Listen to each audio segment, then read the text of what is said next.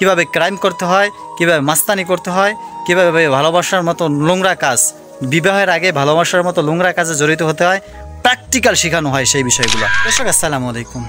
দেশে অনেক বুদ্ধিজীবীরা আছে, যখন আলেমগঞ্জ যখন পর্দার বিষয়ে বয়ান করেন, হালালের বিষয়ে যখন বয়ান করেন, সুদের বিরুদ্ধে যখন কথা বলেন, মুনাফিক বেঈমানদের বিরুদ্ধে যখন কথা বলেন এবং জিহাদের কথা যখন বলেন, দিনই কোনো কথা যখন আলোচনা করেন, কোরআন এবং হাদিসের আলোকে সত্য বিষয়গুলো মানুষের সামনে যখন তুলে ধরেন, তখন ওই সমস্ত বুদ্ধিজীবীরা কি বলে, বুদ্ধিজীবীদের মাথার ভিতর চুলকানি শুরু হয়ে যায়, গায়ের ভিতর চুলকানি শুরু হয়ে যায়। তখন বলে আলেমরা উস্কানিমূলক কথা বলছে, বক্তারা উস্কানিমূলক কথা বলছে, অথচ কোরআনের সত্য বিষয়গুলো তুলে ধরার কারণে বলতেছে উস্কানিমূলক কথা বলছে, এদেরকে তাড়াতাড়ি জেলে পাঠাও। এই রকম মন্তব্য করে সোশ্যাল মিডিয়াতে দেখা যায় অনেক মানুষ মন্তব্য করতেছে আলেমরা উস্কানিমূলক কথা দেয়। অথচ বড় আফসোসের বিষয়, বুদ্ধিজীবীদের মাথার ভিতর চুলকানি শুরু হয়ে যায়, গায়ের ভিতর চুলকানি শুরু হয়ে যায়। তখন বলে আলেমরা উস্কানিমূলক কথা বলছে, বক্তারা উস্কানিমূলক কথা বলছে, অথচ কোরআনের সত্য বিষয়গুলো তুলে ধরার কারণে বলতেছে উস্কানিমূলক কথা বলছে, এদেরকে তাড়াতাড়ি জেলে পাঠাও। এই রকম মন্তব্য করে সোশ্যাল মিডিয়াতে দেখা যায় অনেক মানুষ মন্তব্য করতেছে আলেমরা উস্কানিমূলক কথা দেয়। অথচ বড় আফসোসের বিষয়,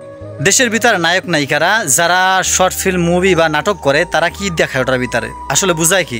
বুঝায় যৌনাচার কীভাবে লিপ্ত হবেন, কীভাবে বেহায়াপনা লিপ্ত হবেন, কীভাবে ক্রাইম করতে হয়, কীভাবে মাস্তানি করতে হয়, কীভাবে ভালোবাসার মতো নোংরা কাজ, বিবাহের আগে ভালোবাসার মতো নোংরা কাজে জড়িত হতে হয়, প্র্যাকটিক্যাল শেখানো হয় সেই বিষয়গুলো।